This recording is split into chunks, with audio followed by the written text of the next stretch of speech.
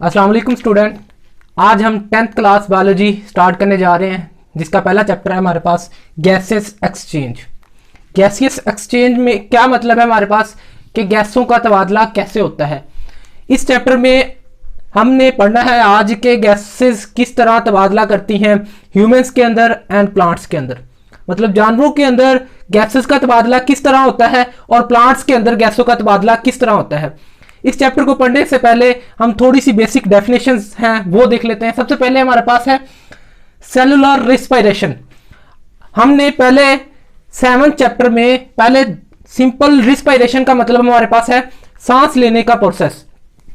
सांस लेने में हम क्या करते हैं, हवा को अंदर लेके जाते हैं और कार्बन डाइऑक्साइड को बाहर खारिज करते हैं। हवा ही खारिज करते हैं, लेकिन वो हवा में जो होती है वो कार्बन डाइऑक्साइड होती है, लेकिन हम इन्वायरमेंट से हवा अंदर लेके जाते हैं। उस हवा में ऑक्सीजन होती है जो हम अपने अंदर लेके जाते हैं, और इस प्रोसेस को हम क्या कहते हैं, रिस्पायरेशन कहते हैं, सांस लेने का प्रोसेस।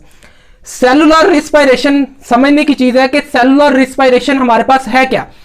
सेलुलर रिस्पायरेशन हमारे पास है कि within the cell break down of glucose in the presence of oxygen. Oxygen की मौजूदगी में सेल के अंदर जो ऑक्सीडेशन रिडक्शन रिएक्शन होते हैं, जिसमें ग्लूकोज के मॉलिक्यूल टूटते हैं और कार्बन हाइड्रोजन के दरमियान जो बॉन्ड होता है ये ब्रेक होता है और इससे एटीपी प्रोड्यूस होती है। एटीपी ये हमारे पास एनर्जी है, एडेनिन ट्राइफॉस्फेट। ये इंसान ह्यूमंस जो एनर्जी देखते हैं, मतलब अपनी एनर्जी इस्तेमाल करते हैं, वो in the form of ATP करते हैं। ये सेल और रिस्पायरेशन हमारे माइटोकॉन्ड्रिया, हमारा एक ऑर्गेनेलिज है जिसके अंदर ये सेल और रिस्पायरेशन हो रही होती है। हमने 9th क्लास में 7th चैप्टर में पढ़ा था कि सेल और रिस्पायरेशन क्या होती है। सेल और रिस्पायरेशन होती है breakdown of glucose within the cell in the presence of oxygen. Oxygen की मौजूदगी में ग्लूकोज का टूटकर ऑक्सीडेशन रिडक्शन रिएक्शन के जरिए टूटना और इनके कार्बन और हाइड्रोजन के दरमियान जो बॉन्ड है वो ब्रेकेज होता है और एनर्जी प्रोड्यूस होती है in the form of ATP. और ये एनर्जी हम इस्तेमाल करते हैं एज ए वर्क के लिए। कोई भी इंसान जो वर्क करने के लिए, जानवर कोई भी है, वर्क करने के लिए जो एनर्जी इस्तेमाल करता है वो एटीपी की फॉर्म में करता है। ये था हमारे पास सेलुलर रिस्पायरेशन। नेक्स्ट हमारे पास है गैसियस एक्सचेंज। क्या है इस चैप्टर का जो हेडिंग है हमारे पास, गैसियस एक्सचेंज क्या है। इसमें हम कह सकते हैं कि ऑक्सीजन को इनटेक करना और कार्बन डाइऑक्साइड को आउट करना किसी भी बॉडी से, जिस्म के। प्लांट्स के अंदर डिफरेंट है, प्लांट्स कार्बन डाइऑक्साइड इन करते हैं और ऑक्सीजन को आउट करते हैं, लेकिन ह्यूमंस क्या करते हैं, ऑक्सीजन को इन करते हैं और कार्बन डाइऑक्साइड जो होती है वो आउट करते हैं इन द एनवायरमेंट। और वही कार्बन डाइऑक्साइड प्लांट यूज करते हैं फॉर फोटोसिंथेसिस। फोटोसिंथेसिस के जरिए वो कार्बन डाइऑक्साइड इस्तेमाल करते हैं, वाटर इस्तेमाल करते हैं, कार्बन डाइऑक्साइड और सनलाइट इस्तेमाल करके वो ग्लूकोज बनाते हैं। जैसे कि उसकी एग्जांपल हमने पढ़ी हुई है, water plus carbon dioxide sunlight,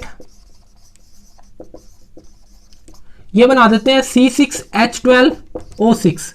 ये हमारे पास ग्लूकोज है। इसके बाद ऑक्सीजन बनती है। ये हमारे पास फोटोसिंथेसिस का प्रोसेस है।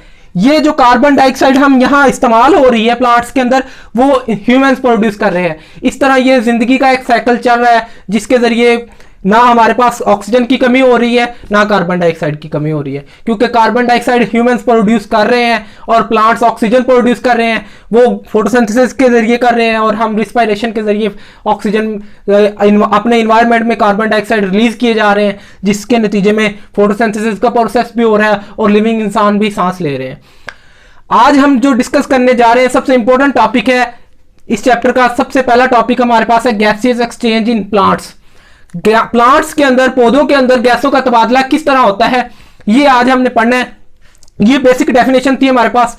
असल टॉपिक हमारे पास है ये, प्लांट्स के अंदर गैसों का तबादला किस तरह होता है।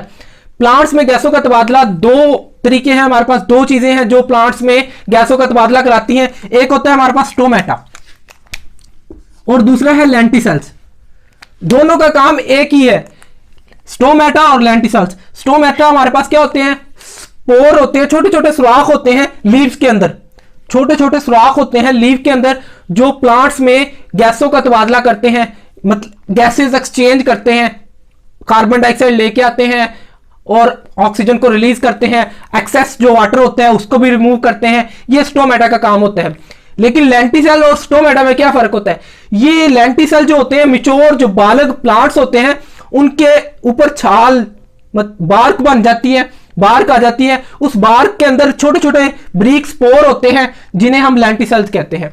ये मिच्योर प्लांट्स के अंदर होता है और ये इमैच्योर प्लांट्स के अंदर होता है।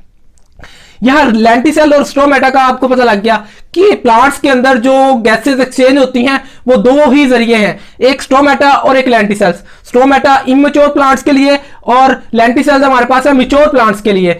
ये दोनों पोर्स होते हैं जो एक्सेस वाटर, एक्सेस जो ऑक्सीजन को इन या आउट करते हैं प्लांट्स के अंदर।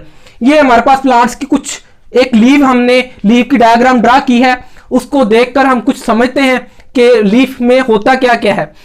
लीफ में दो सबसे ऊपर जो लेयर होती है उसे हम क्यूटिकल लेयर कहते हैं। ये चमकदार लेयर होती है। अक्सर आप कभी लीफ उठाएं, लीफ की एक लेयर उतार के देखें तो ये चमकदार लेयर होती है क्यूटिकल, जो पत्ते को एक चमक प्रोवाइड करती है। और ये अपर एपिडर्मिस है और ये नीचे इसके लोअर एपिडर्मिस है। और ये जो बड़े बड़े नजर आ रहे हैं हमारे पास, ये मेसोफिल सेल्स है। ये मेसोफिल सेल्स का काम क्या होता है? जितना भी फोटोसिंथेसिस का प्रोसेस होता है वो इन मेसोफिल सेल्स के अंदर प्रोड्यूस होती हैं। जितनी भी फोटोसिंथेसिस के रिएक्शन हो रहे होते हैं, फोटोसिंथेसिस ग्लूकोज प्रोड्यूस हो रही होती है, ऑक्सीजन प्रोड्यूस हो रही होती है, वो इन मेसोफिल सेल्स के अंदर सारा रिएक्शन इन मेसोफिल सेल्स के अंदर हो रहा होता है। और ये देखें, ये हमारे पास यहां कुछ एयर स्पेसेस है, खाली जगह। यहां जो एक्सेस मेसोफिल सेल्स फोटोसिंथेसिस के जरिए जो एक्सेस ऑक्सीजन बचती है वो यहां एयर स्पेस के अंदर आ जाती है। और यहां नीचे ये हमारे पास स्टोमेटा है। ये दो हमारे पास क्या है? ये एक पोर स्टोमेटा है,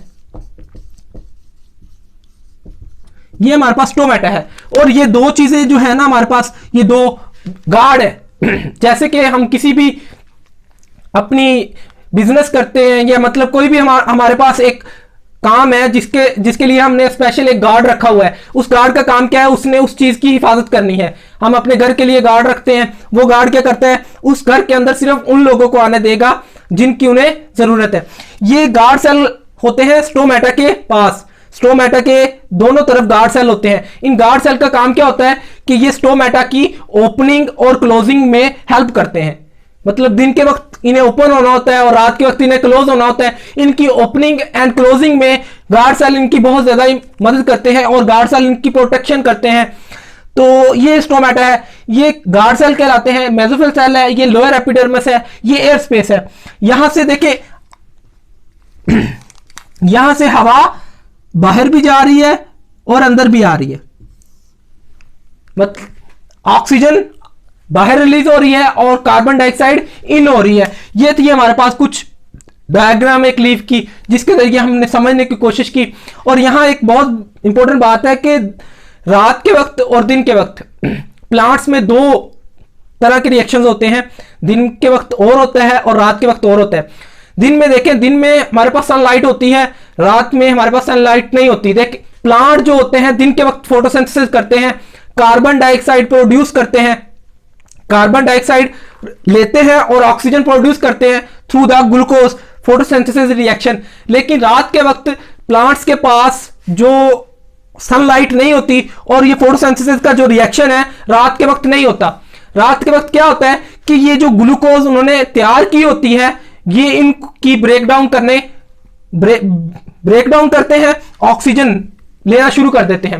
रात के वक्त प्लांट्स जो होते हैं ना अपने इन्वायरमेंट से ऑक्सीजन लेना स्टार्ट कर देते हैं और कार्बन डाइऑक्साइड छोड़ना शुरू कर देते हैं। इसीलिए कहते हैं कि रात के वक्त प्लांट्स के पास आसपास या नीचे नहीं बैठना चाहिए, क्योंकि वहां जो ऑक्सीजन की कमी इंसान को हो सकती है, क्योंकि प्लांट्स उस वक्त ऑक्सीजन ले रहे होते हैं और कार्बन डाइऑक्साइड छोड़ रहे होते हैं। और इंसान भी यही काम करता है कि कार्बन डाइऑक्साइड रिलीज कर रहा होता है और ऑक्सीजन ले रहा होता है। वहां बैठे इंसान का सांस लेने में दिक्कत हो सकती है।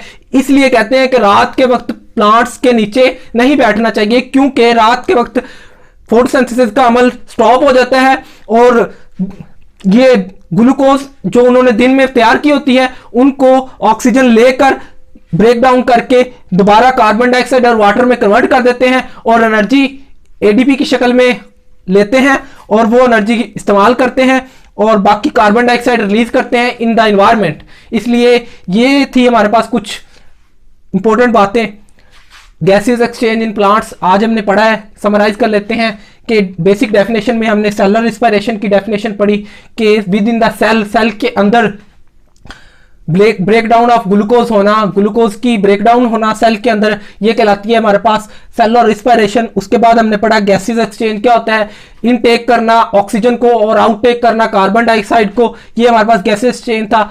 उसके बाद हमने एक टॉपिक डिस्कस किया गैसेस एक्सचेंज इन प्लांट्स के अंदर गैसों का तबादला किस तरह होता है। हमारे पास दो चीजें हैं जो प्लांट्स के अंदर गैसों का तबादला करती हैं, एक है स्टोमेटा और दूसरा है लेंटिसेल्स। स्टोमेटा क्या होते हैं, इमेच्योर प्लांट्स के अंदर होते हैं और लेंटिसेल्स हमारे पास क्या होते हैं, मैच्योर प्लांट्स के अंदर होते हैं। ये दोनों पोर्स हैं, सुराख है छोटे छोटे, ये इमेच्योर प्लांट्स के अंदर है और ये मैच्योर प्लांट्स के अंदर है। ये बार्क्स छाल में छोटे छोटे ब्रीक सुराख होते हैं, ये लीफ के अंदर होते हैं स्टोमेटा। लीफ की अपर साइड पे भी हो सकते हैं, लोअर में भी हो सकते हैं, ये डिपेंड करता है इन्वायरमेंट के ऊपर कि वो इन्वायरमेंट कैसा है और किस इन्वायरमेंट में प्लांट है और उस इन्वायरमेंट के हिसाब से उसके अंदर स्टोमेटा की जो ओपनिंग या प्रेजेंट जो होती है लीफ के ऊपर होगी या नीचे होगी, ये डिपेंड करती है इन्वायरमेंट के ऊपर। स्टोमेटा क्या करते हैं, एक पोर है प्लांट्स के लीफ के ऊपर जो गैसों का तबादला करते हैं। लेंटिसेल भी यही होता है। ये हमने उसकी स्ट्रक्चर देखी, एक लीफ की अंदरूनी क्यूटिकल लेयर, सबसे ऊपर जो रेड कलर की हमारे पास क्यूटिकल लेयर है, ये चमकदार लेयर होती है और उसके बाद आती है अपर एपिडर्मिस, उसके बाद आते हैं मेसोफिल सेल्स। मेसोफिल सेल्स हमने देखा है कि वो सेल्स जिनके अंदर फोटोसिंथेसिस का रिएक्शन हो रहा होता है। यहाँ एयर स्पेसेस है और नीचे हमारे पास लोअर एपिडर्मिस होती है और नीचे ये हमारे पास एक स्टोमेटा है, उसके आसपास दो गार्ड सेल हैं जो इसकी ओपनिंग और क्लोजिंग में इसकी हेल्प करते हैं और इसकी हिफाजत करते हैं। और ये हमारे पास लोअर एपिडर्मिस। ये था हमारे पास आज का टॉपिक। इंशाल्लाह नेक्स्ट लेक्चर में मुलाकात होगी, दुआओं में याद रखिएगा। अल्लाह हाफिज़।